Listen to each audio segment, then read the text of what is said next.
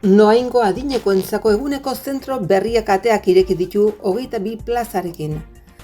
Datorren astelenean amaituko da turismo enpresetan energia eraginkortasuneko proiektua finantzatzeko laguntzak eskatzeko epea. Nafarroko lehendakariak Erriberako industriaren beharrak ezagutu ditu Jata enpresara egindako bizitan. Gazteriak kultur podcast bat, gazten ekintzailetzari buruzko biltzar bat eta baztanen opera bat abian jartzea babestu du. Iruñako udaltzaingoren iraunkortasun taldea bizikletaz patrullatzen hasiko da hiriko 8 auzotan. San Pedro bestak hasiko dira hortzegunean erratzun egun horretan ezkilotzearen ondotik egingo da 15. txirrindula igoera hizbegira.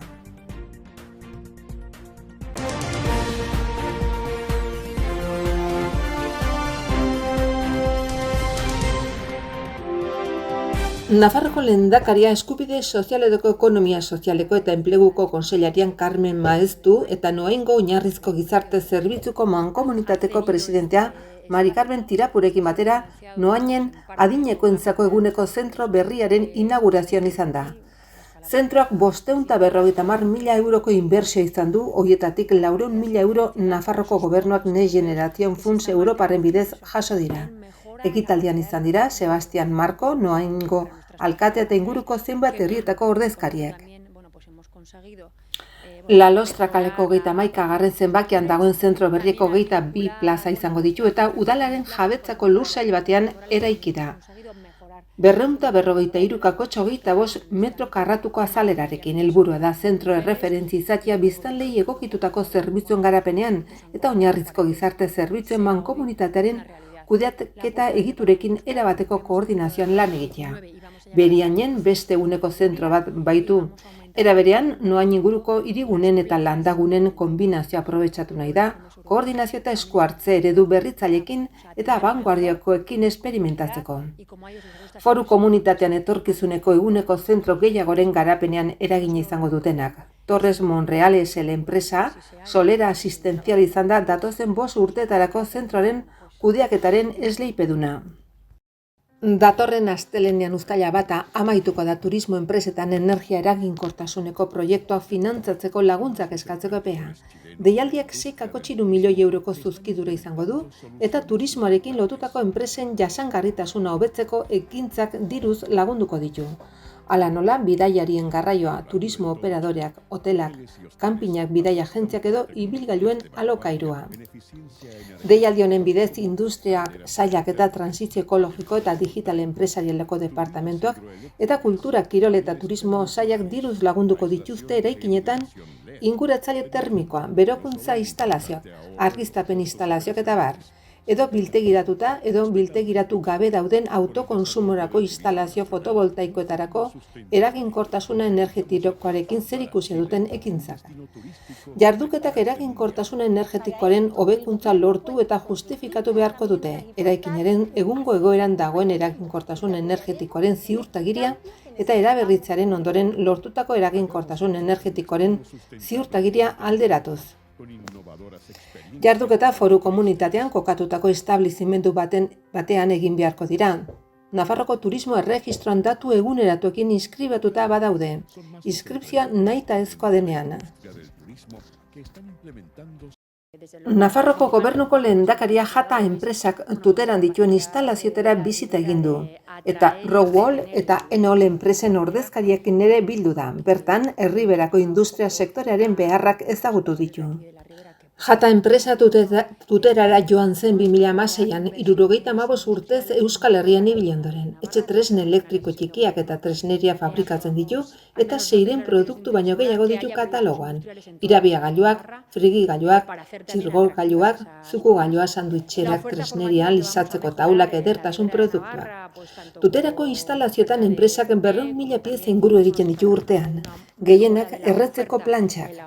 Gizarte erantzunkizunari dagokionez Jatak hainbat ekimen jarri ditu martxan. Hala nola, plan Rebueno, etxe tresna elektrikoen birziklapena handitzeko edo elikagaiak alferrik galtzea sustatzeko.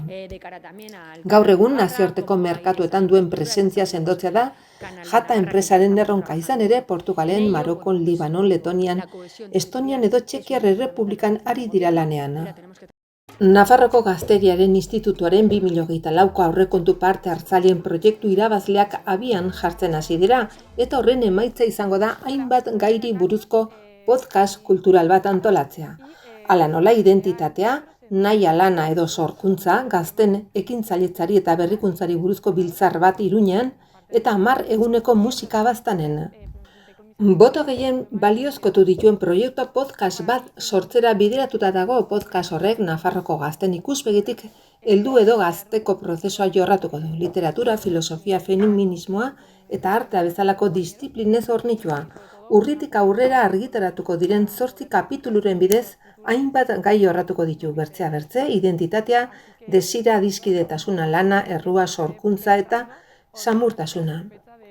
Innovazion Aventura proiektua bigarren bozkatuena Jon Perez, Nafarroko Unibertsitate Publikoko enpresen administrazio eta zuzendaritza ikasleak gidatuko du. Azken aldi hontan gazte kastejonekoak lurraldeko gazten ekintzailetza sustatzen lan egiten du Innova Gazte elkartearen eskutik. Elkarte hori berak sortu berri du eta honela definitzen du. Duela urtebete eraikitzen hasi ginen gazte urdurien komunitate bat da. Zentzu guztietan arrakasta izaten ari dena. Innovaren proposamenaren helburua da jardunaldi bat antolatzea gazteek ekintzailetzaren mundua espazio dinamiko eta erakargarri batetik esplora dezaten eta irailaren 21 egitea aurreikusten da. Programazioaren barruan dauden Sanzien opera Elizondoko abesbatza txikiarekin batera antzestea, ganbera taldeen hainbat kontzertu, aurre zuzendutako kontzertu pedagogikoa, inguruko folkloreari balio emango dion Patxi Larralderekin elkarlanean egindako kontzertu tailerra eta orkestra Elizondoko Santiago Elizako organoarekin batera joko duen kontzertua. Gainera, operaren eta eszenaratze berreskuratuz, Jopek osasun mentala ikusarazteko kanpaina bat egin du eta fokoa sare sozialen erabilera arduratsuan jarriko du. Gazte komunitateari zuzenduta TikTok ekimenaren bidez. Iruñeko udal zaingoak astearte honetan jarriko du abian jasangarritasun taldea bizikletaz patrullatzen duten polizia agentek osatutako hurbileko zerbitzu berria. Oraingoz 8 agentek eta lehen mailako agente batek osatzen dute zerbitzu hori, hurbiltasun brigada atxikia. Hala ere helburua da agente berriek lanean hastea lanposturako berariazko prestakuntza jaso ondoren. Endika Alonso Irisarri herritarren segurtasun zinegozio ordezkariak eta Antonio Sánchez López udaltzaingoaren buruak aurkeztu dute prentsa aurrekoan. Iruñak bizikletaz patrulatzeari ekin dio berriro.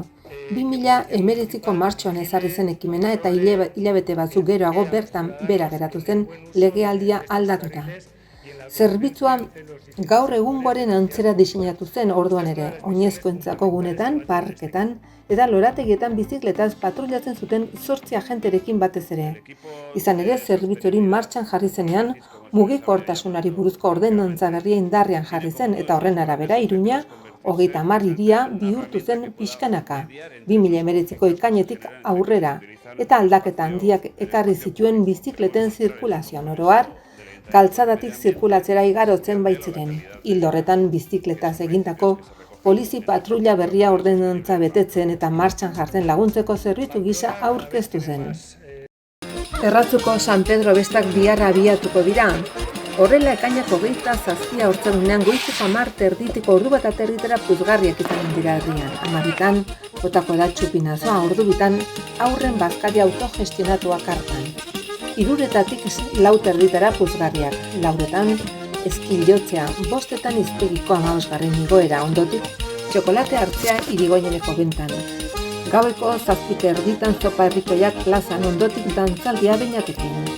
Ekainak 28 ortziralean goizeko 10:00 dianak, 11:00 ordu bat aterritera jolastoki ibiltaria frontoian. Ordu 2 bazkari herrikoiak kanpinean. 5:00 herriari itzulia elektrotxarangokin, 9:00 mutil dantza, gaita eta larrain dantza. Gaueko 10:00 tripus trapus perkusio taldea. 11:00 dantzaldia Iparlan, Frantiskorekin. 11:00 kontzertuak Borla eta Nasker, ondotik Fresa Morango DJak. Ekainak 29 larunbata, goizeko 10:00 diana, 11:00 Aintzinera herriko trikipilari eta pandero joliak ibiliko dira herrian zehar. 12:00 herriko dantzari txikiak plazan, ondotik Mutil dantzak eta luntxerrikoia, 5etan pilota partidak. Arratsaldeko 8 aurrera Los Cazaguates mariatxiak, 9 mutil dantza, gaita eta larrain dantza. 11etan Broken Brothers Brass eta ondotik MP DJ-a. Ekainak 30 igandean 10etan Diana herriko gaiteroekin eta herriko pilotari gaztetxen arteko partida Gorostakoloan. 12etan pilota partida Gorostakoloan. Ordu bitertan zikiroiatean Luciano Kalaiturik, 7etan konzertua Zuritzuntan. 9etan mutil dantza, gaita eta larrain dantza, 10etan pintxaldi irekian.